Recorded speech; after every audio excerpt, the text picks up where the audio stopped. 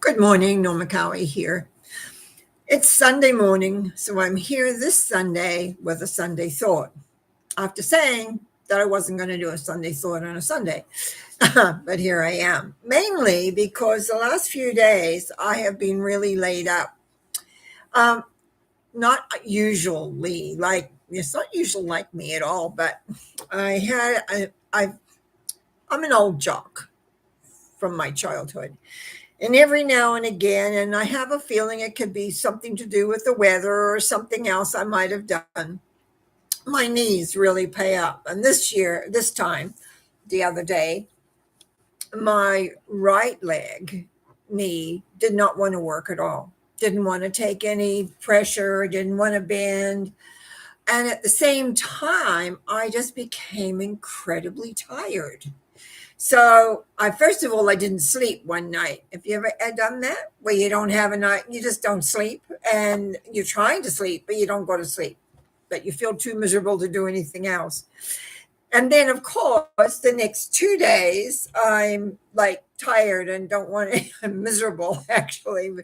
And but in during this time period, I began to sort of go over in my mind a lot of things that had gone on in my life, and I had the thought, I wonder how many people today don't really recognize that there's a higher power to draw on, to be able to talk with or communicate with, or to have put your order in, which is what I often do, is put my order in. It's an interesting thought, actually. I truly believe in the power of thank you.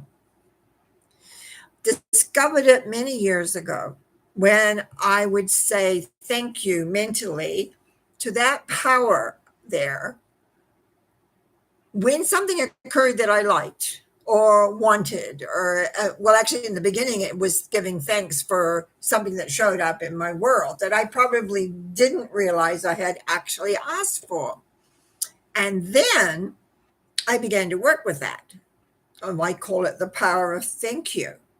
Uh, and so it's really about recognizing you're handing over to the powers that be whatever the end result of what you want. And again, I very often find people get caught up in the steps, but it's what's the end result that you're wanting. So I spent several bits of having thank yous for when I was beginning to, my legs were beginning to work well. I list a whole pile of little stuff. Now, a friend of mine sent me an email, was it a text or an email? I can't remember, saying that like the next 72 hours was going to be, all sorts of things happen. Well, I obviously was in the middle of that 72 hours. I'm still not perfect yet. I'm still a little tired. And my knee, when I first get up, I can hardly walk. And then it's getting a little bit better now. So it's been a hard few days for me because nothing really has been done except me trying to sleep and or resting and mainly not even walking around. So, but what I really wanted with all this explanation of what I was going through, it made me think a lot of people do not have church or some kind of spiritual understanding in their lives. I was interesting. From the time I was three, at 3 years old, I was taken to the Church of England. When I was about 10, I guess, my girlfriends were going to the Methodist church. So I went to the Methodist church. Now, I must explain something. When I was young, I wasn't in my body. I wasn't present to much of anything. It took me years actually to get in my body and become very conscious. But all that information that was happening around me, whichever I really found I learned more of the Methodist. But then I was older and they're very practical. So we went on from there and found, and then I got into my metaphysical studies, especially when I came to Canada, and learned a lot. But I actually have to report something. My grandmother, long dead before I came along, was a medium. and did all sorts of weird. And I heard all my life, I heard weird stories about her, how she healed headaches, how she did all sorts of things.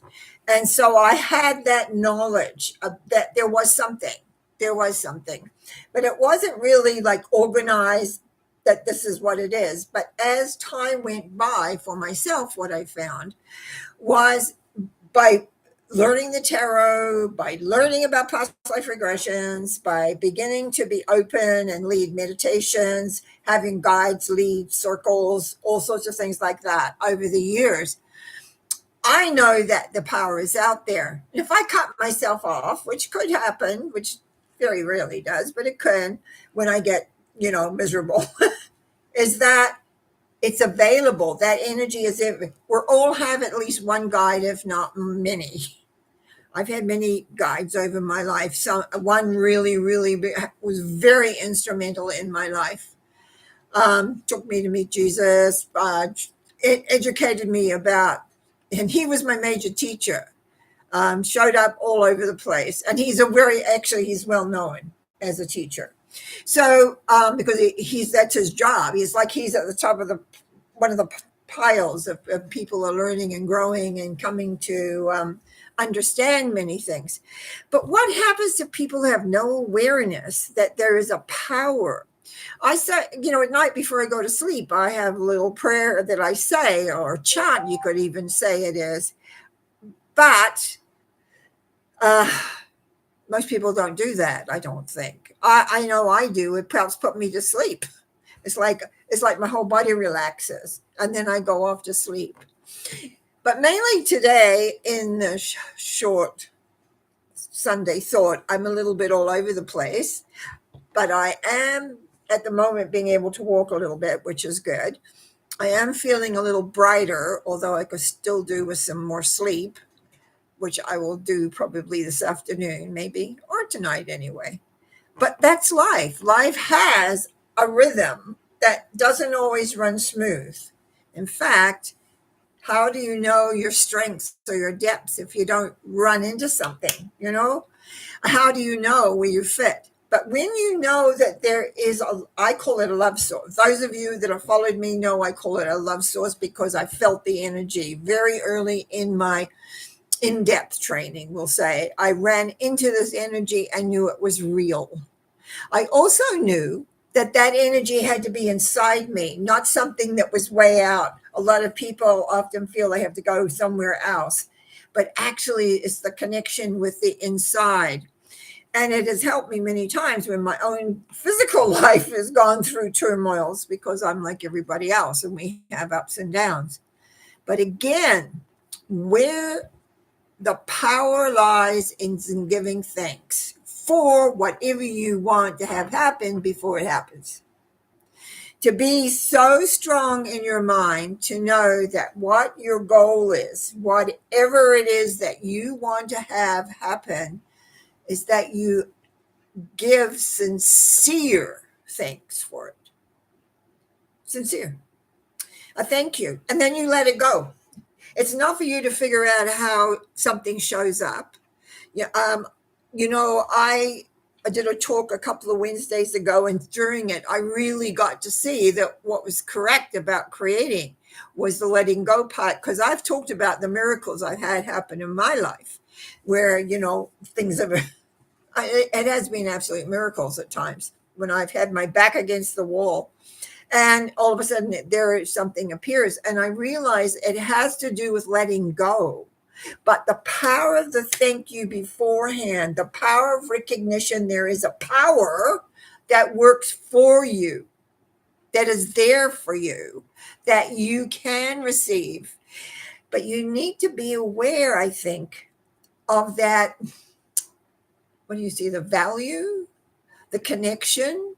So there needs to be a humbleness about that power, and you can't abuse it, because it can't be abused, but you can acknowledge it. I think everyone likes to be acknowledged, and I think the energy is the same way, and that's where the acknowledgement comes in, and the power of thank you.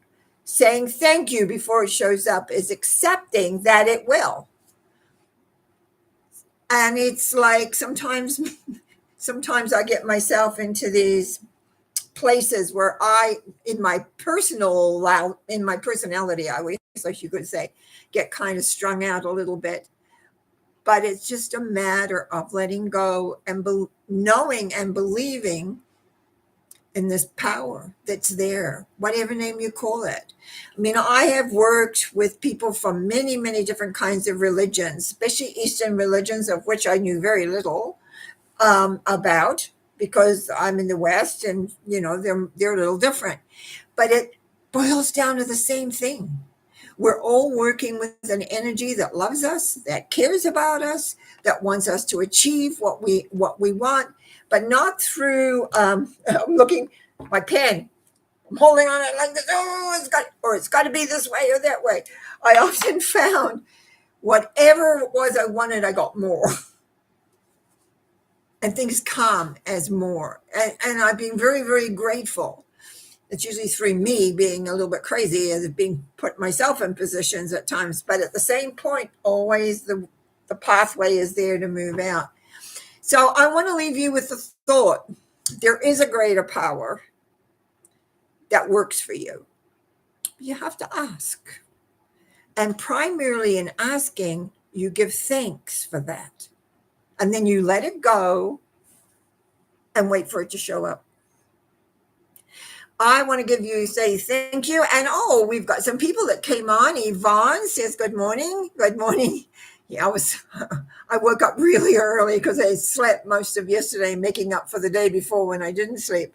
Heidi says, thank you and good morning. And Leroy says, great talk. Thanks, Norma. Feel better. Yeah. Oh, yeah, I will. I know it was weird. But anyway, I'm like everybody else. I get, my body's getting older, and I don't know what I did, but this one knee just didn't want to work. So trying to get around was difficult. In the meantime, go and have a great day. The temperature really dropped here last night. When I woke up and saw what it was, I went, oh, it's coming. Get my heavy coats out.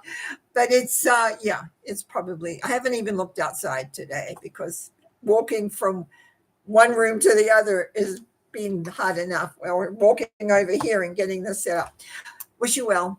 I'll be back tomorrow night with mental mind treatments. Wish you well. And Renee says good morning and great reminder talk. Thank you. That's my job, just to remind that we have an infinite power that loves us, cares for us, and wants us to have what we want in our lives. But sometimes it doesn't always come right when you want it. But we still know that it cares, and we give thanks. I find giving thanks is one of the biggest things. Blessings to each and every one of you that have watched. Bless your hearts. Thumbs up to all of you. Bye now.